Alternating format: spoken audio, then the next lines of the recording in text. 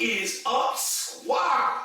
It's the Guru here, and we're back, baby. That's right. 2022-2023 NFL fantasy football time, guys. And I'm here to bring you, for the first time, a totally free fantasy football strategy guide. That's right, guys. Now, what's the first step when you're coming up with a fantasy football strategy?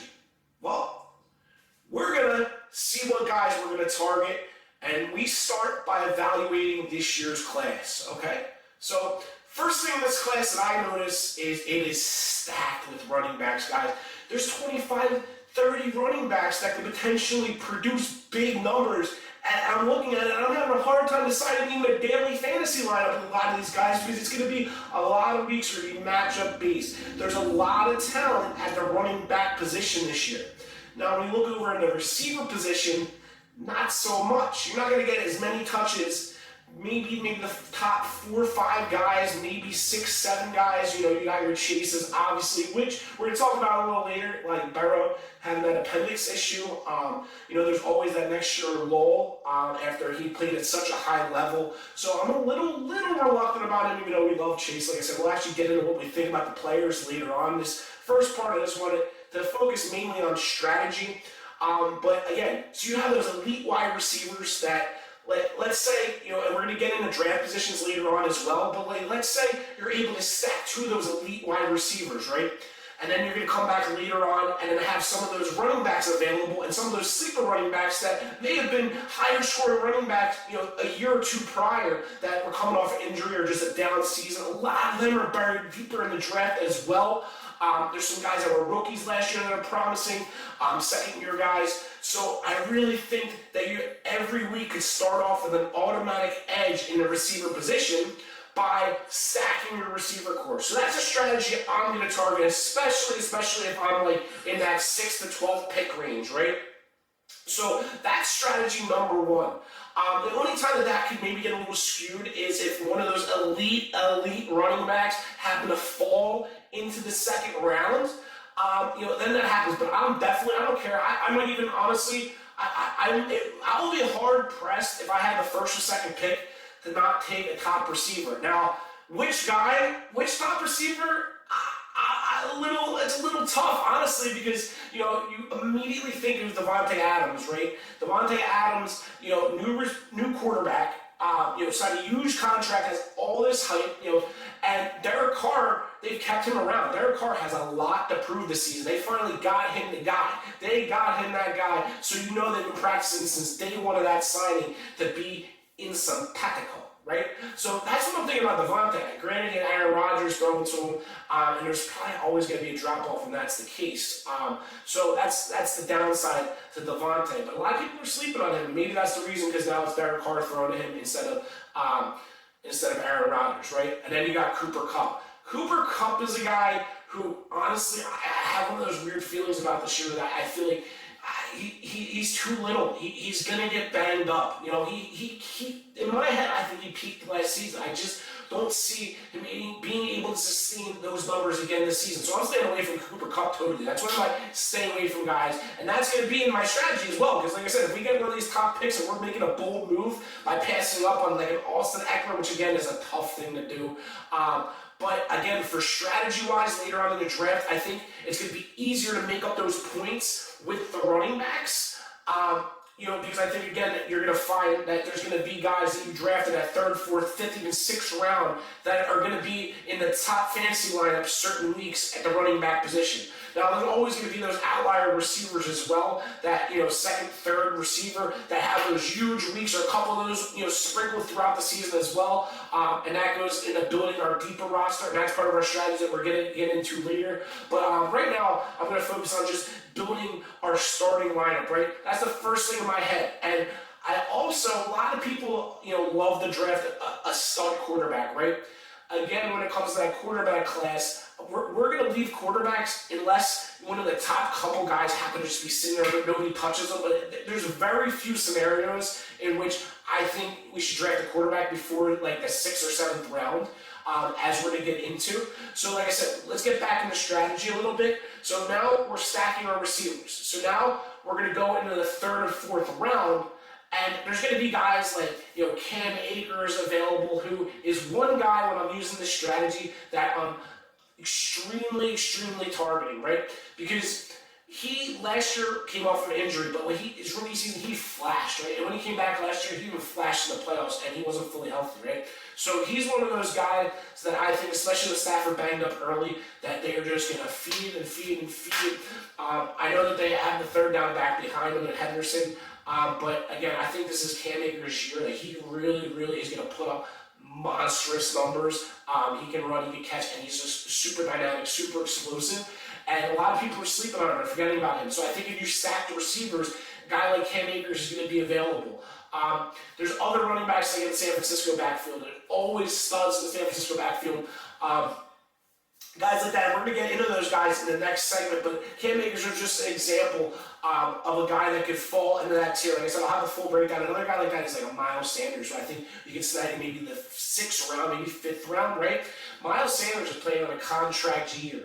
So, he's had flashes as well. He's been injury prone, but typically guys, when they need to get paid, they do what they need to do to get paid. And with the flashes, he's had the fumble problems, and that's been one big thing that's kind of hindered him as well in his career. But I think at this point, in his veteranship of the league, I think he's probably going to get those problems fixed. And he's just going to have a dominant year as well, and is going to provide super value for as late in the draft as he's probably going to fall. Again, I'm getting kind of too far ahead of myself with getting into certain guys. Again, this is just supposed to be about strategy. But those are just some of the guys that I think are going to be available later on that could potentially put up, some of the top 5 running back numbers for each week, right? So I think that that's going to be available. Now, the other question is now we get into the tight end slot, when you take that stud tight end, right? My thing is another sleeper that I'm targeting, and guys are actually sleeping on Darren Waller this year, which I don't understand. Like, I love Waller. Obviously, if you go Adams, you're not going to go Waller. You can't stack the two. Doesn't work well, obviously, mathematically. Even though it probably will, but it's still just so hard to do. To have 2 guys that need to share the ball on the same team. So we're probably going to steer away from that. But another guy that's on my big target list by using this strategy is Dallas Goedert from the Eagles. He finally has no Zach Ertz to worry about at all this year from the door.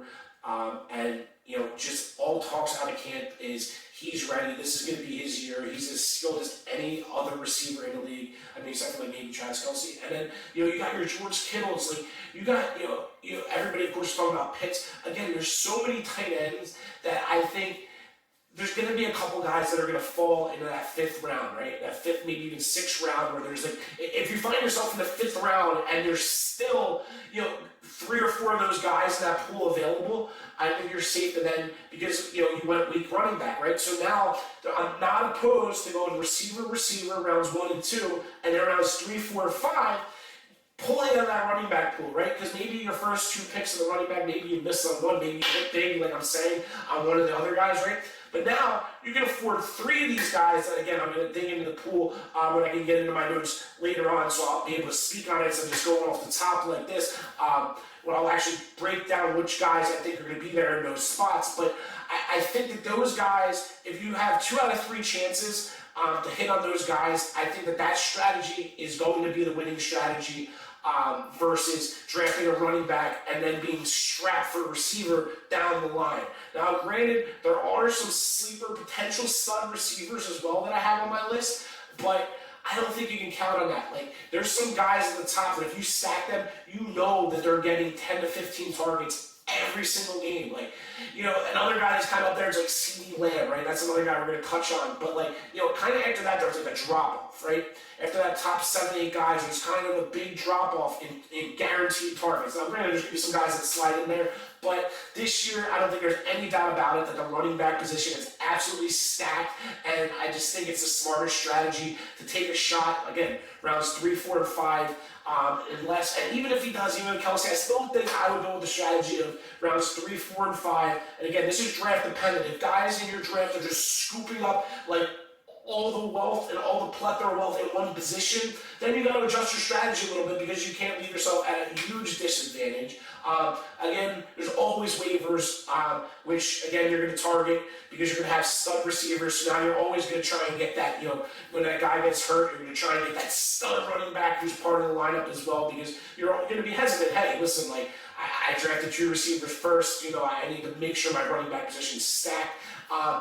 And then again, now you're thinking, all right, quarterback, right? Like we mentioned tight end, we mentioned running back, and we let the quarterbacks fall. But again, there's going to be guys like Trey Lance, right? Trey Lance is ranked on a lot of boards very low, but he's mobile. He's been hyped up for years now and has a ton on his shoulders to prove now, right? But it looks like he's going to be the type of guy that can back it up, right? So he's going to get those rushing yards for you. But if you remember last year during preseason, those clips of him throwing those 70-yard bomb skis, right?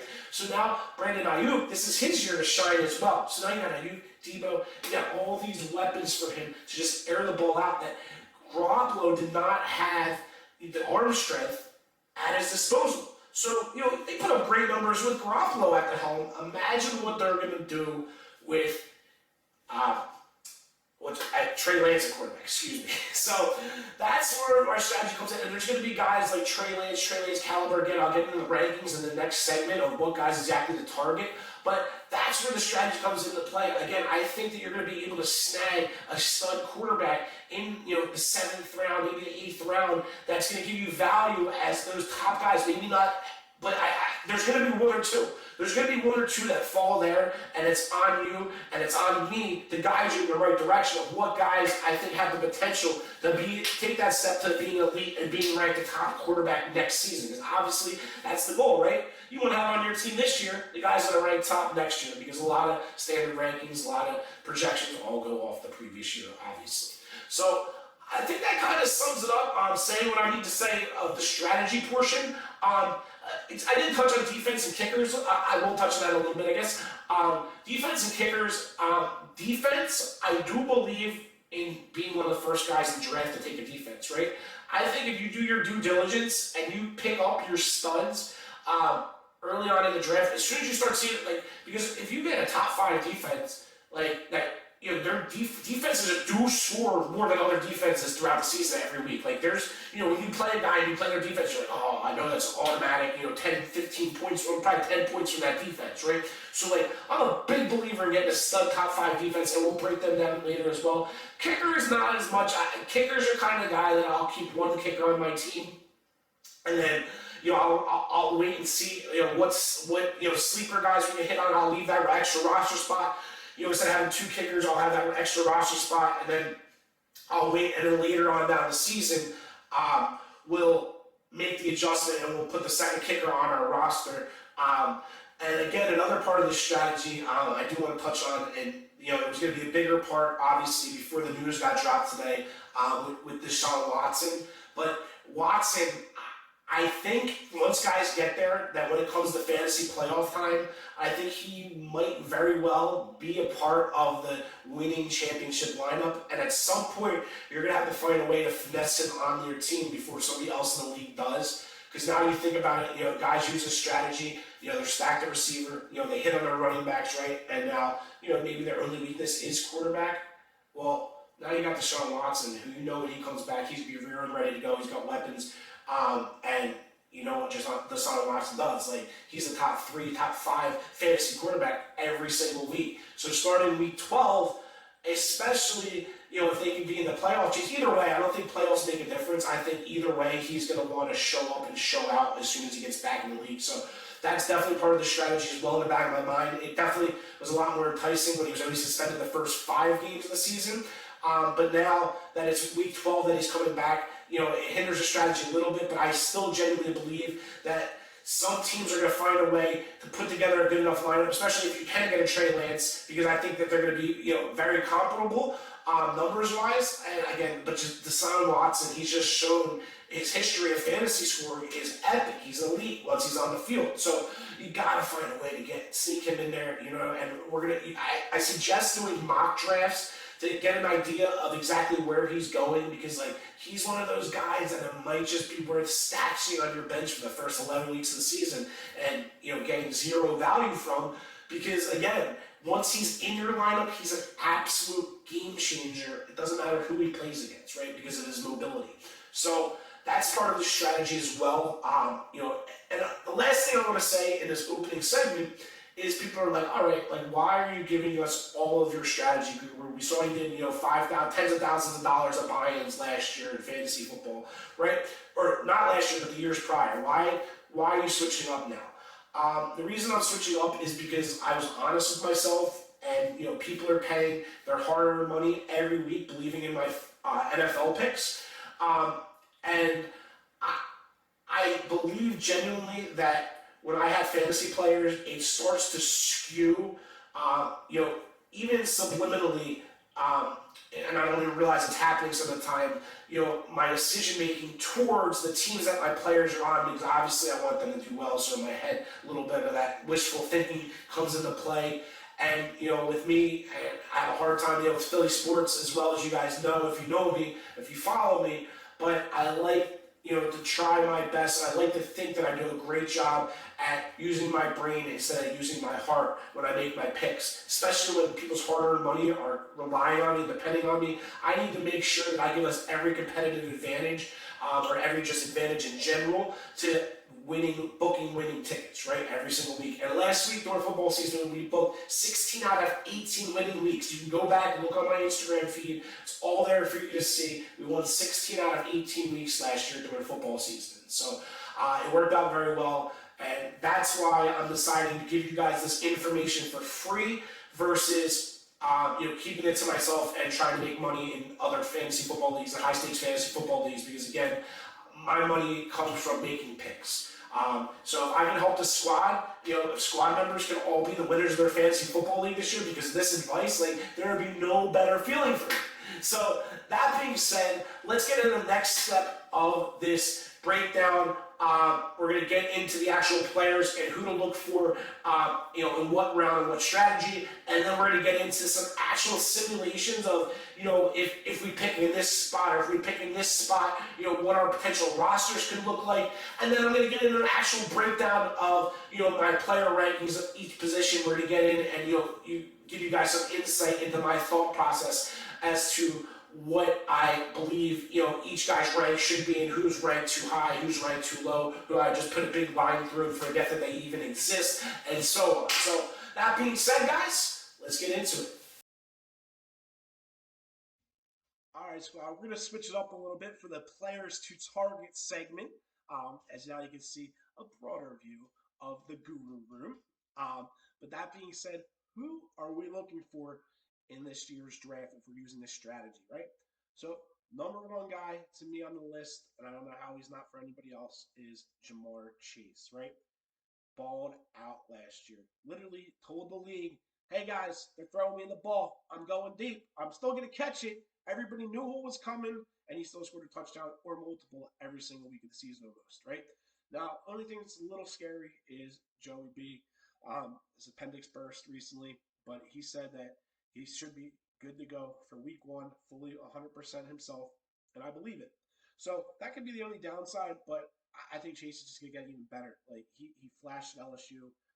If you use Jefferson as a comparison, Jefferson just got better his next season. So if Chase gets better, like imagine that. Like I said, the top two guys, Jefferson, bringing him up. Why aren't you saying Jefferson? Why aren't you saying Kupp? I already touched on Kupp a little bit, and Jefferson, I feel like he's going to regress. Even though I like him, remember out of the combine stuff, like his attributes, I think the defenses are going to adjust to him a little bit this year.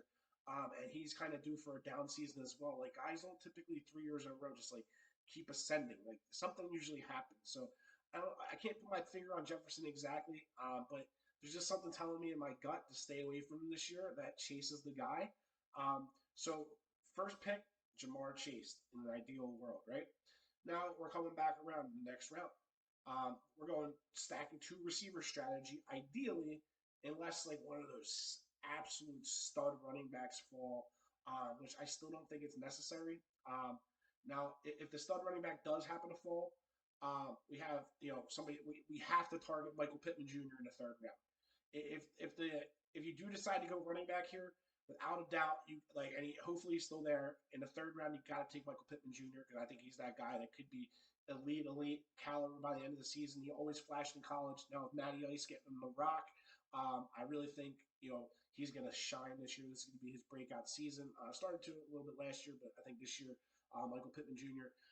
Would be the move in the third round. But I like going here one of these four guys in the first two picks if you can get them with receivers. We already touched on Chase. Obviously, that did have to be our first pick. Now, if Devontae Adams, like let's say you have like the eighth pick or you have like a little like 10, 11, 12 back-to-back action and you happen to be able to go Chase or Adams and then Debo and D.D. Lamb are the four guys that I want to get. I want to get two of those four with my first two picks in the draft. Ideally, I think that automatically sets you apart from the majority of the other teams in the receiver position because now you're having two of those top guys. Even if they do hit on some guys certain weeks, I think over the course of the season you're automatically starting in the plus column. And now with these guys in the third, fourth, potentially fifth rounds, I think we could definitely hit on them and make up. I think some of these guys could be, like I said, guys that are required in the top scoring lineups every week, right? So at the running back position, first, if he happened to fall, obviously Aaron Jones, even though Dillon showed flashes last year in the running game, but a healthy Aaron Jones, they're still going to give him a rock. People are saying, oh, A.J. Dillon's going to take his goal line carries. I don't see that. I think Aaron Jones finds the end zone. A healthy Aaron Jones is a top 5 running back, most likely, right? I don't know if he's going to be there in the third round, but if he is, obviously you'll hop on Aaron Jones there. No, don't even think twice about it. But if he's not, again, Cam Akers, I touched on him. I love Cam Akers in this draft. He could be there in the fourth. If you can get Cam Akers in the fourth round, it's an absolute steal. If he's there in the third, you take him. You don't think about it. You don't look at these stupid rankings that are just like, copy and paste rankings. Like, you think about it. Think about what you've seen from Cam Akers. You think about what you know from the Rams offense. Now, look at it. They put everything around this guy. They believe in him. Like, they kept Henderson, but Henderson, like, he's limited. He's limited to what he does. Cam Akers, a healthy Cam Akers, he's going to get 25 touches a game. He's going to get points per catch. He's going to do it all. So Cam Akers, I think next year could be a top 5, top 3 even running back in the rankings in the 2023-2024 season.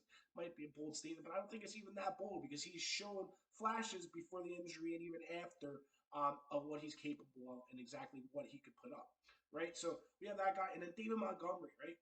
David Montgomery finally, like this is his year where like he's got a quarterback, he's got a little bit of an aerial attack, as a threat, and now he really has time to shine. People have been talking about David Montgomery for years now. He's really kind of fallen off, but I think he still has the potential with this team to put up gigantic numbers. And again, he's another points per catch guy, gets a lot of catches out of the backfield.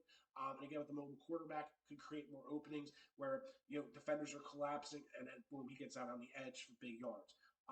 So we love Montgomery as well, and then Elijah Mitchell. Again, that San Francisco running game is always great. Doesn't matter who you put back there, but now you have to put there a stud from the SEC. Oh my goodness, man! Like he could be absolute monster. Remember Raheem Mostert? Like imagine him now, except like with a bunch more talent. Like, you know what I mean? This guy could literally be, Tavon Coleman was scoring multiple touchdowns a game with this offensive line and with this scheme. Like, you put this guy back there now, oh my goodness, man. Like, I think this is the year that he could be gigantic breakout. Again, why? When you, just these first, 4 guys or 3 guys, if you can't get Aaron Jones that I've named, like, why would you waste not getting stud receivers in the top picks to get these running backs when already these guys could definitely close the competition, maybe even surpass them most weeks, right? And like some of those guys are also very injury prone. Even though we're talking about Cam Akers, not that he's injury prone, but he did have a season-ending injury, so we can't touch too much on that. And then another guy talking about injuries is Josh Jacobs, who's like way down in the rankings. All the guy does is put up numbers when he's healthy. I mean, people are worried about Kenyon Drake being there and running back by committee, but somehow Jacobs just seems to take over. Like, when he's there, they know, listen, he's that dude. Right? So Jacobs going to want to get paid as well. I think that, he's kind of low in the rank as well. He's a sleeper guy. And then Antonio Gibson, You worry about McKissic being there with him. But Gibson puts up monster numbers when he's healthy too. Like there's definitely multiple weeks, in the season where Gibson was, one of the top two, top three running backs scoring. Definitely top five multiple weeks. Where again, why if this guy's going to be there in these later rounds, why not try and grab them? And then again, Miles Sanders, right? So at some point you got to feel where your draft is going, but now we're talking about that fifth pick, right? That flex position, right? Now I really want to grab three of those running backs that I just mentioned, right?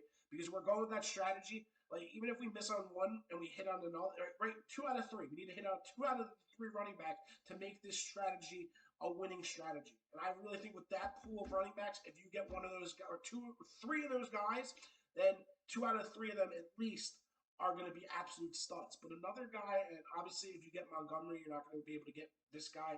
But Darnell Mooney, dude, with Fields now, like that guy, all he did again was score touchdowns and make big catches for fantasy last year.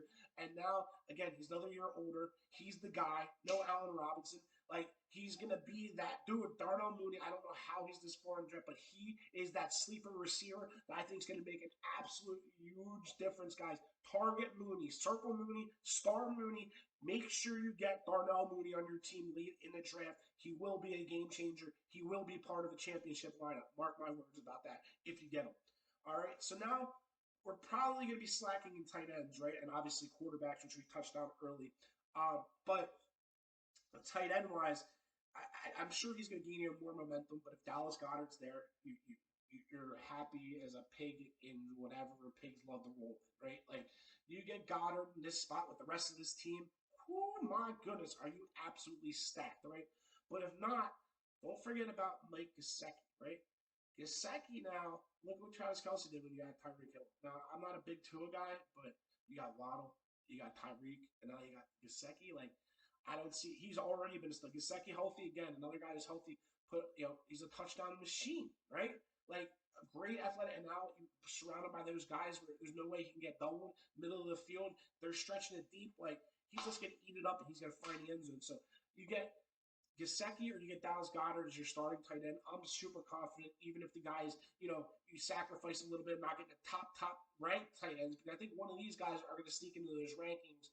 And another guy to target later on is Troutman from New Orleans.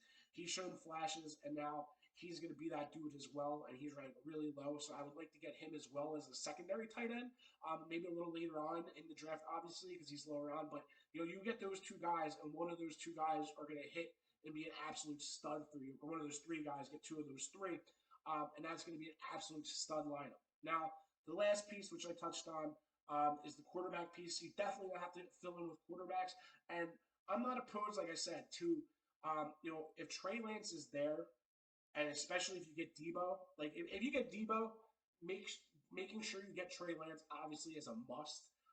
But like that stack, if you get Trey Lance with that stack, imagine that stack. Listen to this team we're putting together, right? Like, how is anybody going to beat this complete of a team? And if you go and you break down the numbers and you compare them to all that, like the numbers are going to be there, and you're going to be a top scoring team each week just with this lineup so far, right? So that's our starting lineup. That's what we want to target for our starting lineup. Um, you know, and then remember the handcuff of the Deshaun Watson. If we can get Watson as a handcuff, I'm telling you guys that he will be on the championship team or in the championship come the end of the season. You got to stash him on your bench. Make sure you figure out a way to get him because he's going to come in and he's going to want to put up a bunch of fucking numbers right away. That's what he's going to want to do. So that's what you guys got to target later on the draft. You got to finesse that. That's on you. I'm going to give some sleepers in the next segment, but I'm not going to sit here and break down every single draft position. But those are the guys that I would be targeting in those starting positions. Also, I'll touch on some defenses that I like and kickers.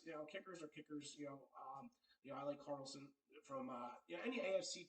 And if any AFC kicker I'm going to like that score a bunch of points, I usually like to go kickers because at least they get extra points if their team score a lot of touchdowns, and then if they get stopped, they're in the red zone a lot. So you look at that when you're selecting a kicker, but kickers are a dime a dozen. Like I said, I only carry one of them on my roster, until playoff time starts, and then you got to keep 2 just in case of injury.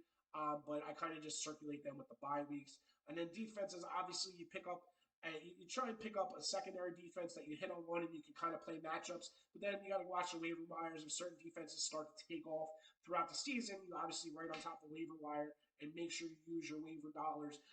Don't save them. Like I'm a big proponent of save enough so you're able to complete lineups later on in the season when other guys aren't competing. But if there's those go getter guys the first couple weeks of the season, go and use your free agent cap as much as possible and go and get those couple guys, because a lot of times you look back and if you get those guys, those are part of the championship roster as well, right? And also part of it are what we have in the next segment where you get into sleepers in 1 second. All right, guys. So first up on the sleepers list is Dameon Pierce out of Florida. Looks like he's going to get a lot of time, if not actually be the outright starter in the Houston Texans backfield as an absolute stud. And you get him later on in the draft, and you can get a starter later on in the season. Obviously, that's great value. Then we're looking at Valdez-Scantling. Valdez-Scantling is, with Aaron Rodgers, going out to Patrick Mahomes. You know how the offense fires on all cylinders, and he's going to kind of want to smoothly transition him right in there. I think it opens up an opportunity for him to even put up bigger numbers. They have Juju, but if Valdez-Scantling falls, I think that's definitely a great guy to target. And then people sleep on Robbie Anderson still. Robbie Anderson, all he does is put up fantasy points. He's another guy that in a bye week, you want to make sure you check your bye weeks. That you don't have a receiver that you're trying to have him as the backup, and they have the same bye week. Make sure you do that. Obviously, it's a strategy 101. But Robbie Anderson again, he's another late rounder that always puts up numbers. So those are the three sleepers that I'm really targeting right this year, or I would be targeting this year if I was making lineups or making fantasy teams. And now let's actually get into some practical lineups that if I was drafting in what position, let's say I'll do like 3 or 4 different positions. Let's say if I drafted like the 8th spot, what the team would be.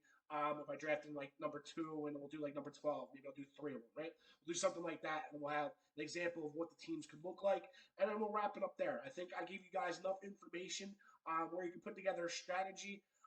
And like I said, you go, use the strategy and figure out who's going to fall in your draft and use some common sense. If there's a string of certain players going and you don't have them in your lineup, you might have to adjust the strategy a little bit based on how the people in your draft are acting. Because no 2 drafts are ever the same. Guys have favorite teams. Guys have favorite players that they lean towards. And some guys honestly just overlook players. And if a big ranked, player is overlooked, you got to make an adjustment in the strategy sometimes and go for value, like you're the head of an NFL franchise in the NFL draft, and you just sometimes got to pick the best available player and figure out a way to play them. You know what I mean? Or wait for the right time to play them, because now somebody else won't be able to play them in their lineup. So that's where you're also going to have an edge. Sometimes you just have them sit on your bench, right? So that's another side of strategy. But let's go and see what some of these lineups can actually look like now. All right, guys. So starting with the 8th pick, we're going to go in order. So our first pick, we either took Ja'Marr Chase, as we said, or Davante Adams. It's personal preference. If Chase is there at number 8, I'm taking Chase. Now, if Adams is there on the way back at 16, obviously we're taking Adams, but I don't think both of them will be there again. So I think Lamb or Debo will be there. So we're going to take one of those two. I think I would take Lamb over Debo currently. Now we're going to go to the running back situation. First, we have Akers or Montgomery as we went through that running back pool, whichever is available there. And then on the way back, Gibson, Mitchell, or Brandon Jacobs. One of those 3 should definitely be available. Obviously, if one of the other 2 drop, we sub them in there. But based off of what I was seeing, one of these 3 and one of those 2 should be available in each round. So in the 3rd and 4th round, we're going to grab 2 of those running backs. And then on the way back, again, we got to manage the Mooney factor. I think Mooney is going to be a big, big, big play this year. So we're going to either take Sanders there, because, again, we want Miles Sanders on a contract year. We really think he could put up absolutely elite numbers this year. So we're either going to try and manage if we can get if we have to take Sanders there, we will, and then we'll take Mooney on the way back, or vice versa. I did take Waller and Waller wasn't going to. So I did take Waller at tight end there because he happened to fall in this draft. But usually, I don't know if he's going to fall, but I subbed him in there. If not, you guys know to take Dallas Goddard. And again, obviously, if you took Devontae Adams, you don't take Waller. Most likely, we're going to have to take Gesicki or Dallas Goddard in this spot, but just in this particular draft, Waller was there. If we took Chase, we would have gone Waller with him being there. So, and then I want one of these three defenses: the Rams, the Chargers, or the 49ers. Love their pass rushes. I think that they're going to put up big points consistently. And then again, we got to remember our sleepers of Valdez, Scantling, and Pierce. And then these are some things I didn't touch on earlier. Guys that bigger name potential receivers that aren't ranked very high, but again, Chris Godwin coming off an injury. You don't know what he's going to be, but if he comes back fully healthy, I mean, that's a steal right there, like absolute steal. He's not going to play the first couple weeks, but if he comes back healthy, like I said, steal. Michael Pittman Jr., if he happens to fall, you got to take him. Like, if he happens, like, he's going to be a stud. If he happens to fall, like, I honestly would be tempted. If he fell into the third round, I would go three straight receivers, honestly, if he happened to be there. Then Jerry Jeudy with, air out Russ. I think he really is going to shine this year. Adam Thielen, always a solid guy. Tyler Lockett, with no Russ, but Geno's still throwing the ball. They had chemistry last year. Lockett finds the end zone. He's a feature, him and DK. So Tyler Lockett's a sleeper down there. Brandon Ayuk, who people are thinking is going to have a great year this year. I think he's going to take some of those fantasy points from Debo, potentially. Marquise Brown paired up with Kyler Murray. That's another potential. I actually saw those guys at the UFC fight, and the first thing I asked Kyler, I was like, "Who's faster?" It was the first couple of days that Marquise had just signed. I believe it was UFC Vegas. Were even UFC Vegas, or it was UFC Arizona, one of the two.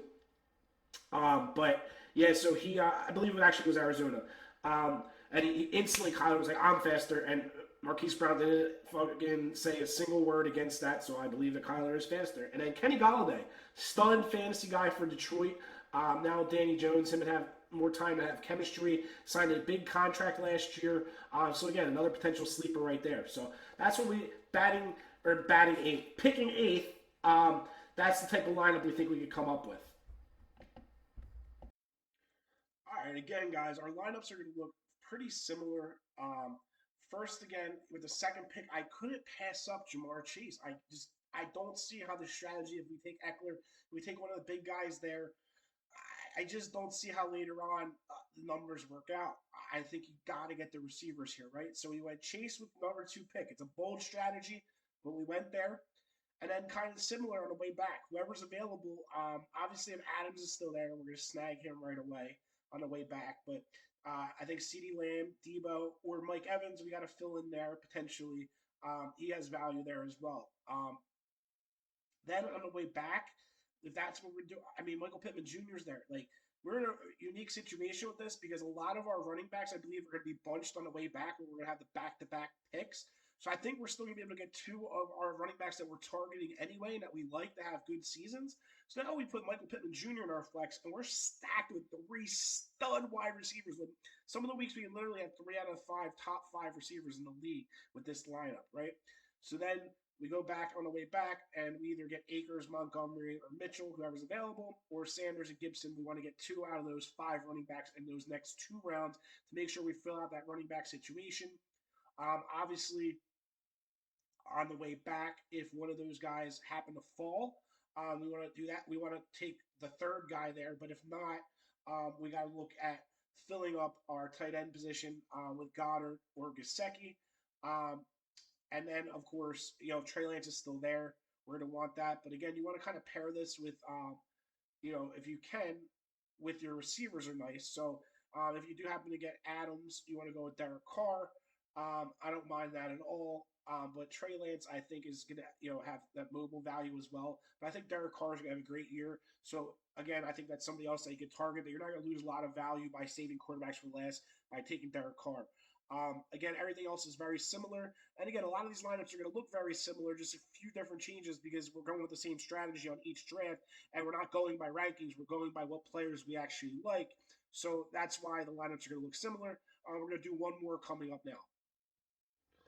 All right, guys. So for this last 12th pick, I sat down and I started doing it, and I realized, wait a minute, with this strategy, all of our drafts are going to look very similar because we're targeting guys that aren't necessarily like thinking inside the box where we're picking them. So I think we're going to be able to get a lot of the guys that we're targeting pretty much anywhere that we draft. Drafting 12th, you definitely have a shot at getting Chase versus Adams, but I don't know if you're going to get Chase there. So I don't know, honestly, if in my draft, I would let either of them go if they both are taken. But if not, then you just fill in one of those other guys that we had on the list there, and you just kind of fill in what players that you can get in the spots that I've listed in the previous drafts. And then you just go from there. Like I said, you should, for the majority of the players, be able to get them wherever you're drafting in the draft based off the strategy that we're using because it is a little outside the box. But I think come the end of the season, you guys are going to be very happy with the results. So that being said, those are our lineups. All right, guys, that's going to wrap it up for this Breakdown Fantasy 2022-2023 football season. You can always follow me all day, every day on my Instagram story at NJBettingGuruNew. And remember, we won 16 out of 18 weeks last year. It's all there for you to see. NJBettingGuruNew.com. That's right, NJBettingGuruNew.com. Sign up for the picks. Let's get this money together with the guru. Let's get it.